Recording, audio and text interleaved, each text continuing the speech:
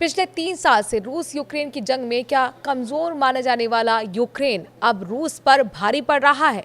ये सवाल इसलिए क्योंकि आज रूस को बहुत बड़ा नुकसान हुआ है। पुतिन अब तक सिर्फ अपने सैनिकों को खो रहे थे, लेकिन अब वो अपने करीबियों को भी खो रहे हैं और यहाँ तक कि उनके लेफ्ट हैंड माने जाने वाले मेजर जनरल की यूक्रेन हमले में मौत हो गई है। खबर ये भी मिल रही है कि रूस को एक उसका दोस्त यानी कि एक तानाशाही देश उत्तर कोरिया सपोर्ट करने वाला है, जिसके आधार पर वो अपनी जंग को धार देंगे।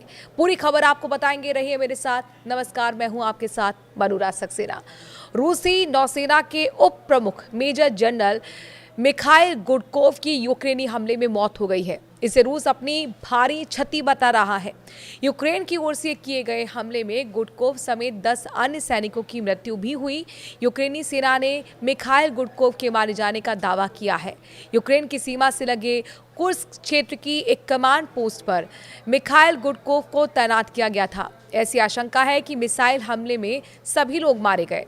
गुडकोव को यूक्रेन के खिलाफ सैन्य कार्रवाई को लेकर कई बहादुरी के पुरस्कार तक मिले थे। यूक्रेन ने उन पर युद्ध अपराध का आरोप लगाया था। क्रेमलिन की वेबसाइट पर एक बयान के मुताबिक रूसी राष्ट्रपति व्लादिमीर पुतिन ने उन्हें मार्च में नौसेना का डिप्टी कमांडर इन चीफ नियुक्त किया था। रूसी रक्षा मंत्रालय या फिर यूक्रेन की ओर से इस पर टिप्पणी नहीं की गई है। गुडकोव ने रूस के प्रशांत बेड़े के एक मरीन ब्रिगेड की अगुवाई की थी और वो कुर्स्क में सेना का नेतृत्व कर रहे थे। अगस्त 2024 में यूक्रेनी सेना ने कुर्स्क के कुछ भागों पर कब्जा जमाया था। 3 साल से जारी रूस यूक्रेन युद्ध दोनों देशों को भारी कीमत चुका रहा है। यूक्रेन का दावा है कि फरवरी 2022 से अब तक रूस के 10 लाख से ज्यादा सैनिक मारे जा चुके हैं।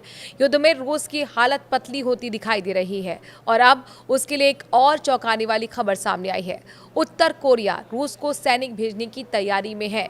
ऐसे वक्त में जब रूस को फौज की भारी कमी का सामना करना पड़ रहा है, उत्तर कोरिया की ये मदद युद्ध को और गंभीर बना सकती है। यूक्रेनी सेना के जनरल स्टाफ के मुताबिक रूस ने अब तक कुल 10 लाख से ज्यादा सैनिक खो दिए हैं।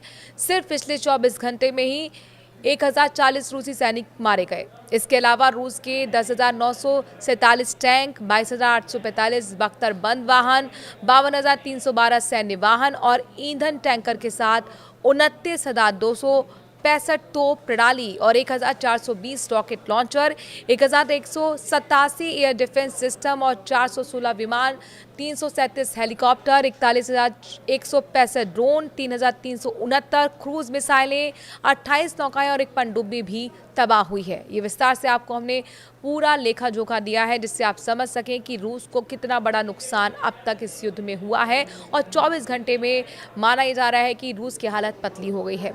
रूसी समाचार एजेंसियों के मुताबिक उत्तर कोरिया रूस के कुर्स्क क्षेत्र में अपने 5,000 सैनिक और 10,000 माइंस हटाने वाले विशेषज्ञ भेजने वाला है। इससे पहले भी उत्तर कोरिया के करीब 10,000 सैनिक रूस भेजे गए थे, जिनमें से 6,000 की जान जा चुकी है। ये जानकारी ब्रिटिश रक्षा मंत्रालय ने इस सप्ताह दी है।